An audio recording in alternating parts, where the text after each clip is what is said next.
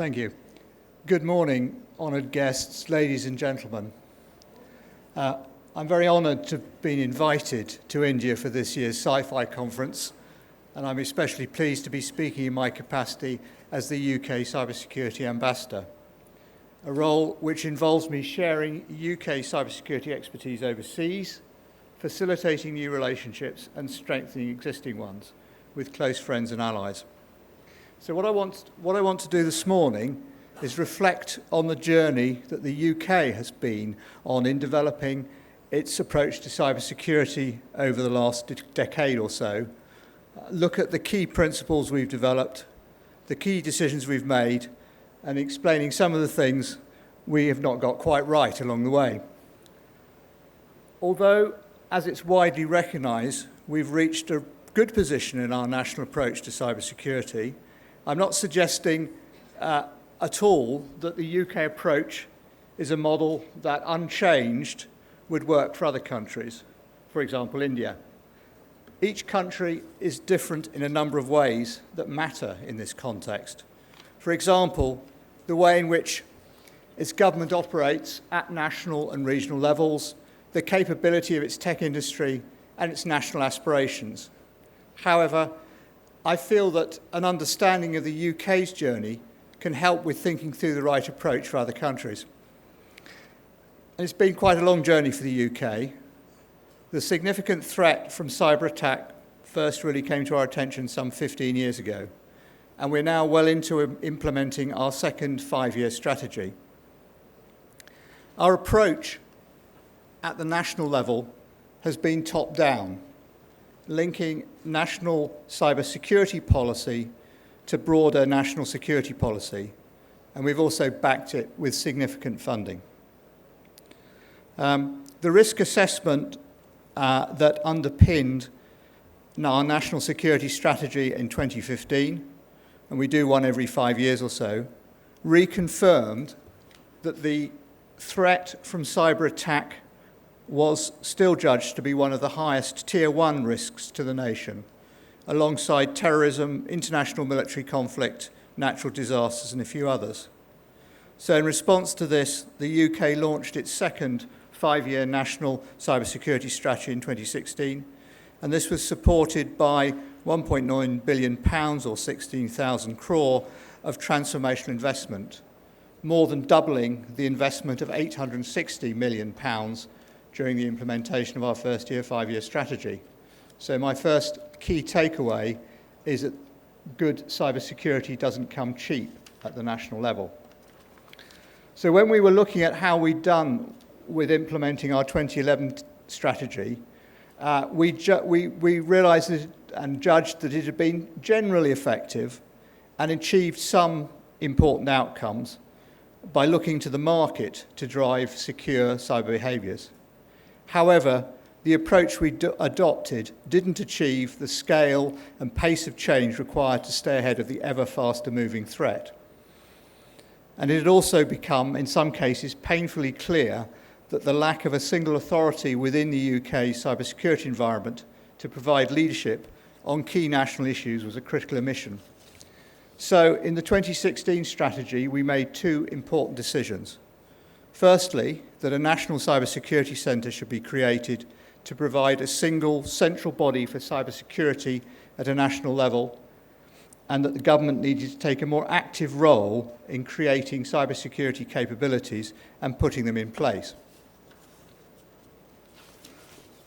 So the decision to create a National Cybersecurity Centre, or NCSC, as it's known in the UK, as, if you like, the apex organisation in the cyber landscape, was an easy decision. What was more difficult and was sometimes controversial was where it was placed in government and how it related to the other key players. And those, and this is true in almost every country you look at, were the intelligence agencies providing secret sources of very important threat intelligence, the law enforcement function, in the UK case, the National Crime Agency and its National Cybercrimes Unit, the military and other civilian agencies. And the relationship between all of these is I see as one of the most fundamental questions which is faced by all countries as they develop their cybersecurity strategy. And the answers will differ. So in the UK, our National Cybersecurity Centre was created as an agency within an agency. So it is part of GCHQ, our Signals Intelligence Agency. And it's there for two reasons, really. One, that's where the bulk of the technical capability was in the UK. And in our judgment, a very close link with sources of secret threat intelligence is critical to an effective organisation. That won't necessarily work for other people. The agency works very closely with law enforcement, and there is a really interesting balance to be struck in particular cyber incidents between what you decide is a cyber crime in the sense that you hope to be able to prosecute somebody for it and what you need to deal with by other means as a national security issue. The MOD in the UK has quite a well-developed cyber capability, but we're very clear that the job of the MOD is to defend the defence networks in the UK as a fundamental point. Now, the first 3 years of the National Cybersecurity Centre have involved working through the details of these various relationships and, most importantly, creating a public-facing capability and so that it can be seen as it is as a very reliable source of guidance, information and reassurance when there are major cyber incidents to the general public and to industry as well as the rest of government. And that was something that needed quite a lot of work on it because you have something that is in some senses within an intelligence agency with a lot of staff who are not used to working in public glare, and they still need the links back to the intelligence agency, but they need to also be public. A couple of other points to note. The NCSC is not a regulator. It doesn't impose laws on people. It just advises the regulators on what to do. And it is also It has developed itself at the centre of a very effective, what we would call cyber ecosystem, made up of the NCSC, other parts of government, industry in various ways, and the academic community. And so, overall, the formation of our NCSC has been welcomed by industry and our international partners, and has been instrumental, we believe, in the UK moving to the top of the International Telecommunications Union Global Index of Cybersecurity Capability for the first time in 2019. Now, if we look quickly at the rest of the strategy, it's based on three core pillars, the 3 Ds, which are to defend our people and businesses and assets across the public and private sectors, deter and disrupt our adversaries, be they nation states, criminals or hacktivists, and to develop critical skills, support growth and stimulate science and technology. Now, I would suggest that those 3 strands are relevant to every country, though they may want to implement them and even call them different things.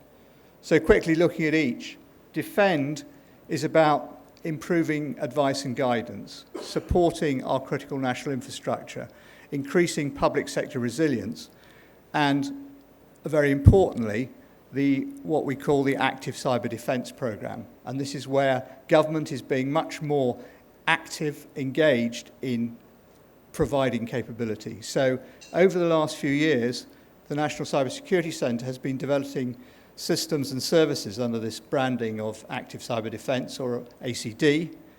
And the aim of this is to protect against the bulk, the sort of 80% of cyber attacks, you might call them commodity cyber attacks, that are not particularly sophisticated. And these tools and techniques are initially being developed and proven on government systems before being rolled out more widely.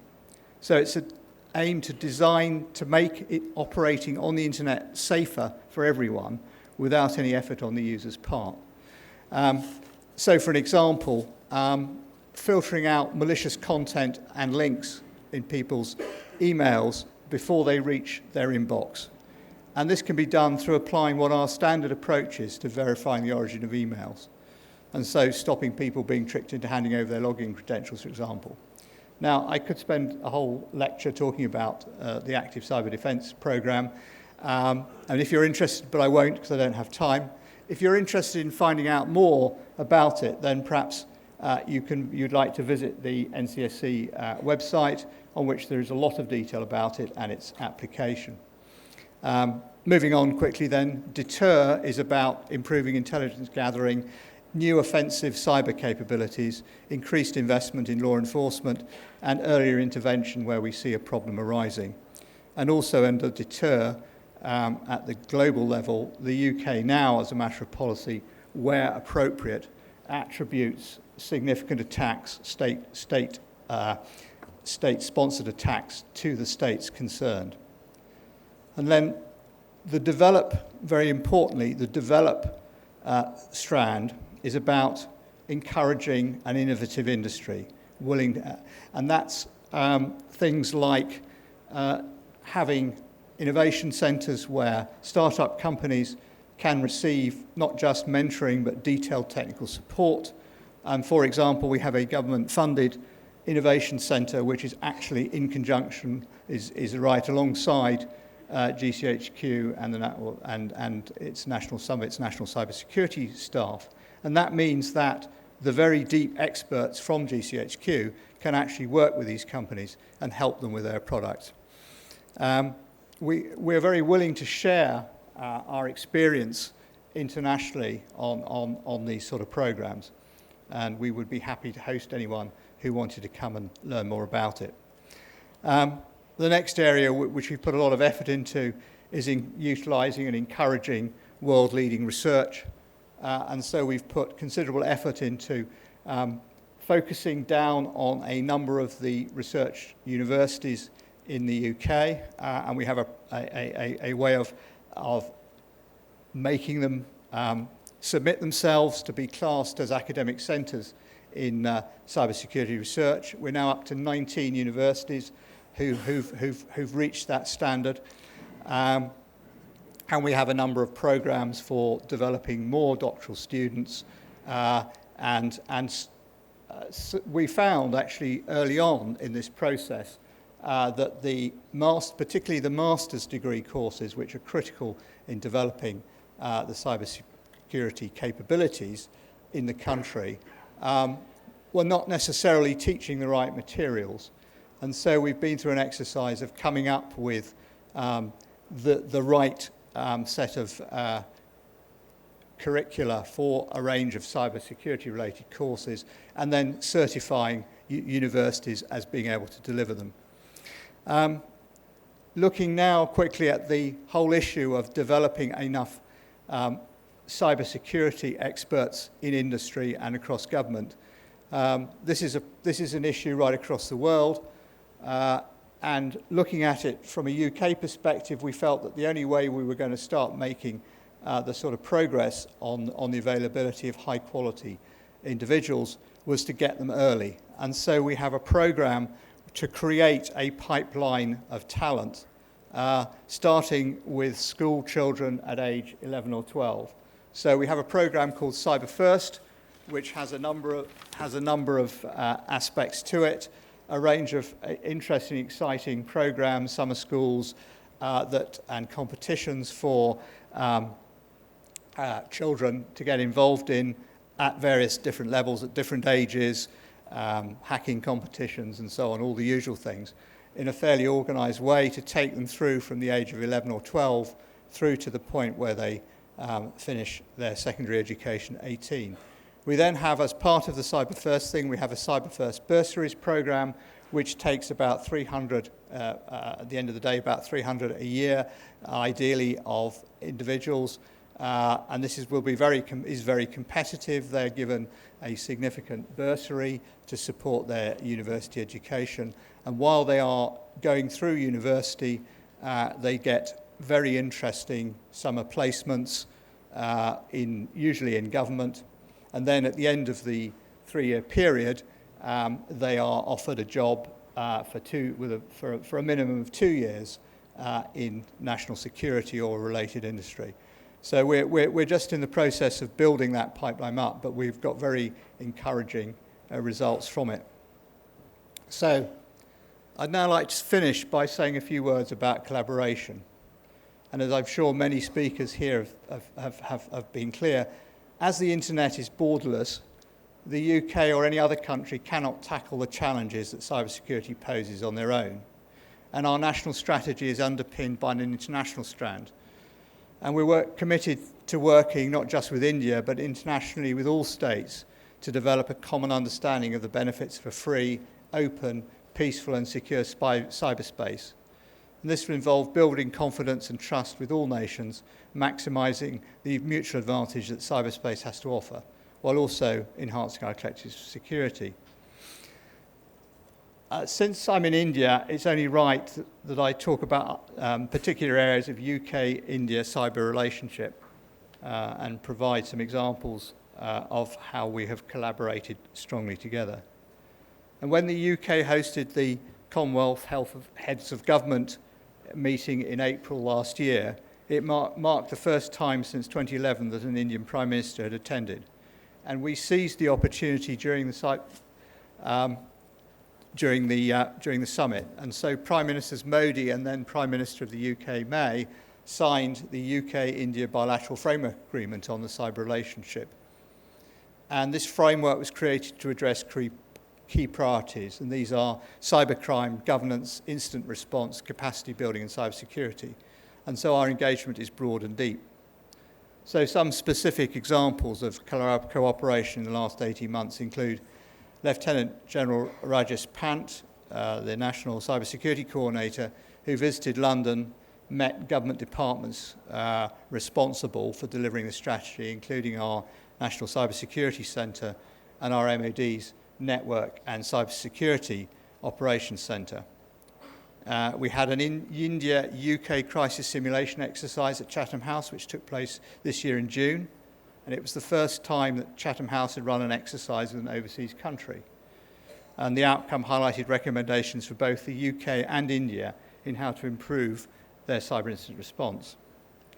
The UK Cyber Chevening Fellowship Programme, now in its 7th year, has provided 42 alumni for India. Until recently, it was the only one that existed globally. This is our flagship investment in cyber expertise in India, and India's fellows have gone from strength to strength. Kanish, who I think is here, if he can raise his hand. There he is in the back. Kanish is a Chevening Fellow, co-organiser of this conference, and a recipient, we hope, of UK funds to support drafting an IoT standard. And he was a moderator at the crisis simulation exercise in India last year during our Future Tech Festival.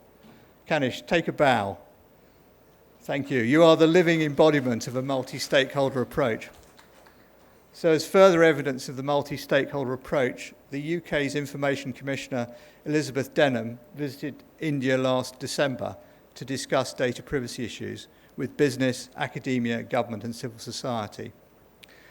An outstanding regulator and friend of India, Elizabeth stands ready to support India on privacy and data issues, especially the establishment of an Indian data regulation authority. Now, I could go on for much longer, but I think my time is probably up, so it just remains for me to thank you for listening. Thank you.